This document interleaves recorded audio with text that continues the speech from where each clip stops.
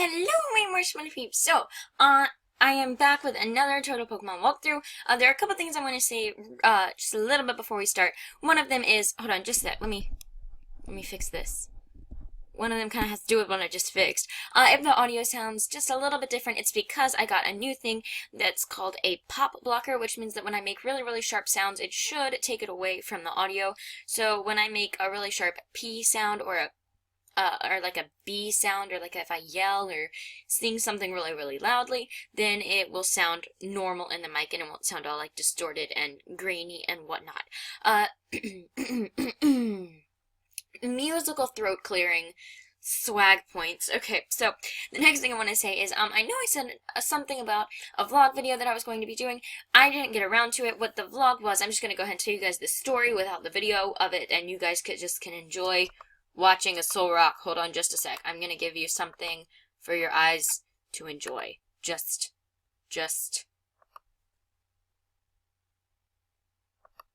hold on.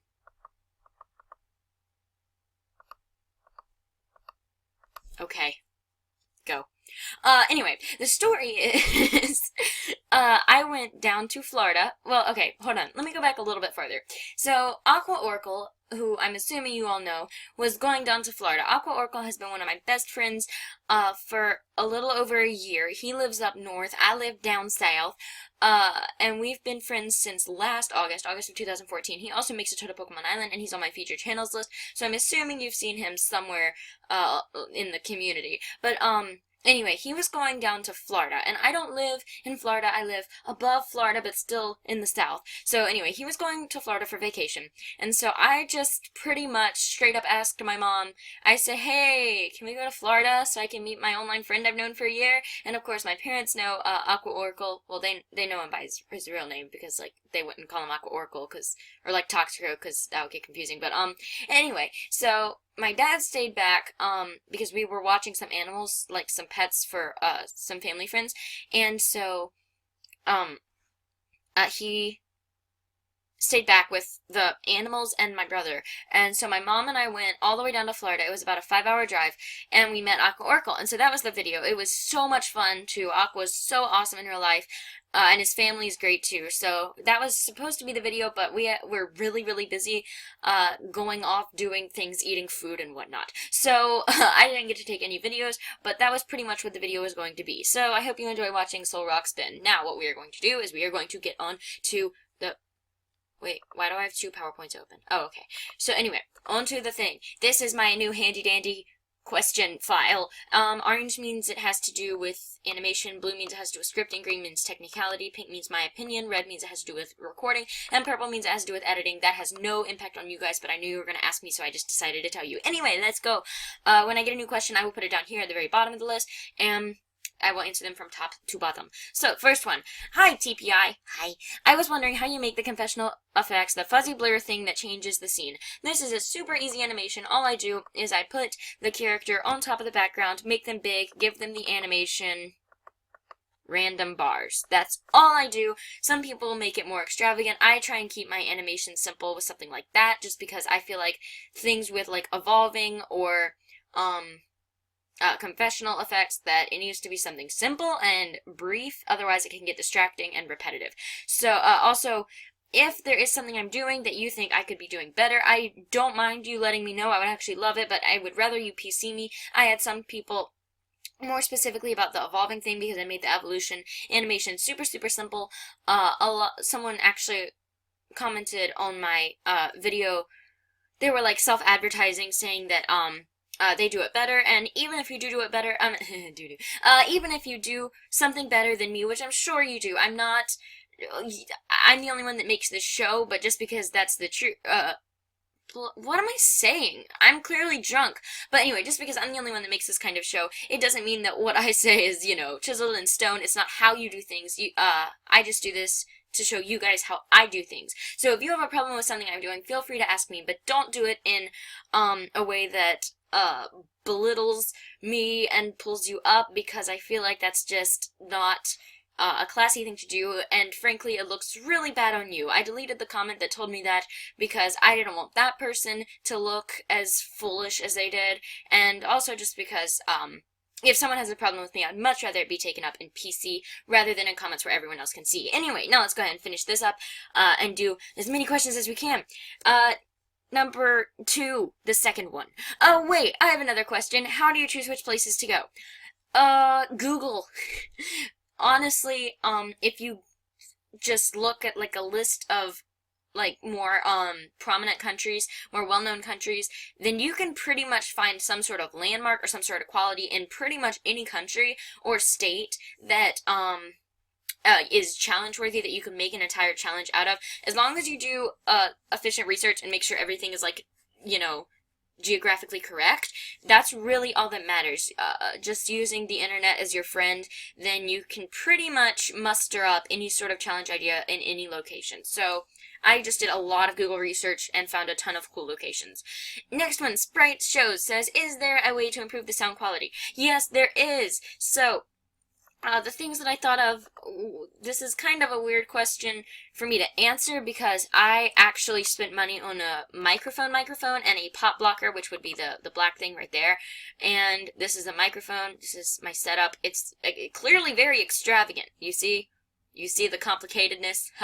So, if you have like a regular mic, then that's really solves your problem. Like if you actually have a mic that plugs into your computer, that's fine as is. But if you're using a built-in mic, which are really the only mics that can give you problems, here are some tips. First of all, always have your computer plugged in when you're recording, because if it's not plugged in, it has to run harder to do what you're telling it to do, so it'll make it louder. And when you're using a built-in mic, when your computer's loud, it's much louder in the recording than it is to you just recording it, because it's inside of the computer. So when you're recording it internally, then all the sound that the computer's making is like way louder than you think it is. Same thing, kind of the same principle. Make sure that the only things running on your computer are programs that you actually need at that moment, because when you're recording, again, the more programs it's running, the harder it's going to run. The harder your computer's running, then the more then the louder it's going to be.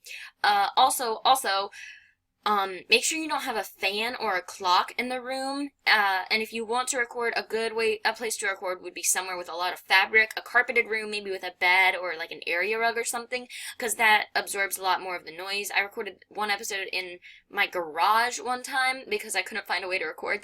Yes, I actually swooped down that low. I recorded an episode in my dirty garage. But it kind of made an echoey noise, so a good kind of upholster-filled room is definitely the best place to record it. Another way to improve the sound quality. In general, the louder you are, the better it sounds, because then people will lower their volume so they can hear you, but because you're louder, the louder you are, the quieter the static seems. So just in general, make sure you're very, very audible. But if you're going to be super loud, don't get super close to your computer, because then it can get all, like that. See what I did? See what I did? I just put my mouth really, really close to the mic, and it sounded really loud to you guys. So make sure that doesn't happen. Next question. I think that's all I can think. Let me think of something else. Is there anything else? Oh yes. When you're queuing animations, the best thing to do would be to get a click mouse, a mouse that has a clicker that isn't on your computer that you can plug into it, because when you use your mouse clicker that's like built into your laptop, it sounds loud in the recording, and same thing with the keys. I actually do use the keys, but it's not as bad when I use keys because I don't use a built-in mic. So if you are using your built-in mic, it would be good to get like a mouse that attaches externally. Next question from Pretty Cream. Is using speech squares / bubbles instead of voice acting okay? It is okay under a couple circumstances. First of all, there needs to be background music and maybe sound effects, because watching a video where there's no audio would be very dull and very slow paced. So make sure there's background music that suits the scene that's happening. What was something else I was going to say? Kind of relating to that. Anyway, it'll come to me. And also make sure there are absolutely no typos. There's completely no exception to this rule. There should be no typos. Punctuation and like capitalization and everything should be followed exactly. That's just inexcusable. And inexcusable. I'm talking about grammar and I don't know which word is right. Wait, I really don't know. Oh, I'm gonna Google. Anyway, hold on. Let me Google. It's inexcusable, in case you were wondering. Anyway, and then the third thing would be make sure that your genders are pretty prominently well known, because when you're listening to a voice in a TPI, you can usually tell, so when there's no voices that could dictate whether they're a boy or a girl, it needs to be written somewhere in the speech bubbles. Next question, also from Fruity Cream. In episode 3, how did you move the camera up when the vicious Figos were climbing up the canyon? Hold on, I don't have that one set up. I accidentally skipped to this one when I was reading it to get my PowerPoint set up. Okay, so I have this slide open now. This was the slide that Fruity Cream was talking about from episode 3, which is where I have it. Hold on, let me just delete the audio real fast. Okay. So I have it to where the animation goes like this, and it pans up, and then the characters talk as it's panning up and up and up and up, and it goes all the way up to the tippy top where Shuckle is. So the way that I did that was I got a very, very, very vertical picture of the Grand Canyon, and then I placed my sprites exactly where I needed them to be. And then if you hit Control and A, and you use Control A, then it highlights everything on the screen. So what you do is you Control A once you have everything set up as you want it to be, and then you right click it, cut, and then paste as picture, which would be that one. So, and what that would do is like here.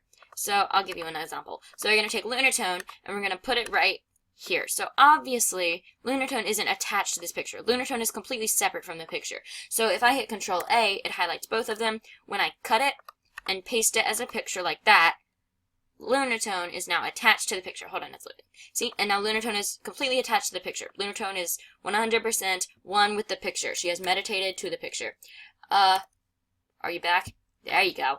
And once you do that, then you give it the animation fly in from top, and you make sure that, oops, I just touched the mic, that the top is lined up exactly with the top. And then that would give you a result that would be this. Now, editing is pretty much required for this because, as you can see, there's a bit of white.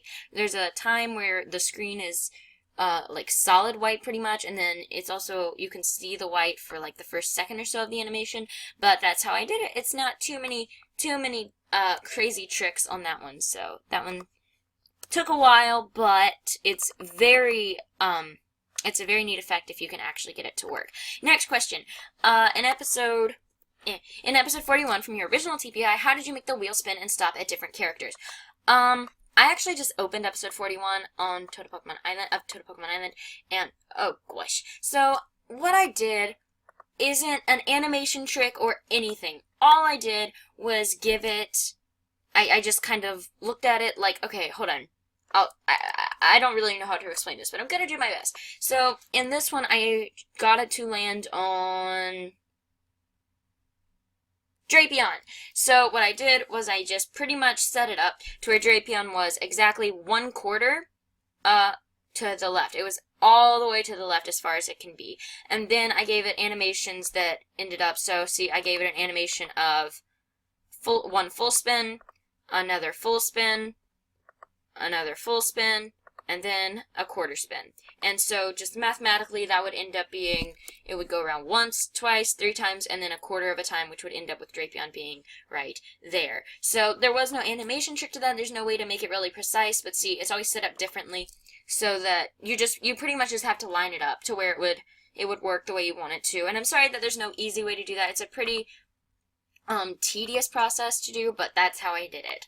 If you guys know a better way, in the comments, like if you know how to make it more precise or whatever, I don't, but if you do, feel free to put it in the comments.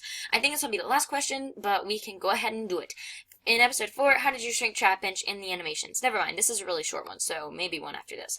All I did was gave it the animation, I gave Trapinch the animation, grow shrink, and I made him get smaller. That's all I did, basic animation, but it's not an animation that I've had to use much, but that's how I did it. Next, and this will be the last question, I'm pretty sure. Yeah, you said that it's not a good idea to eliminate 3 or more Pokemon. Why? First of all, I think eliminating 3 or more Pokemon would be like just kind of taking a shortcut to make a season with a lot of characters shorter. I would personally think that the writer would be lazy if I saw them do that. I would think they were just trying to get out of making a lot of episodes. Also, taking out 3 characters at one time is such a huge plot shock factor that it could potentially destroy a lot. And it would also be a really predictable gimmick. Like not predictable, but it would be obviously a very plotted gimmick to get rid of like a select group of characters, so it would just, I don't know, I feel like it just wouldn't flow well with the show. But anyway, that is all that I have left. I will see you guys in the next episode. Until then, me loves you all. Bye.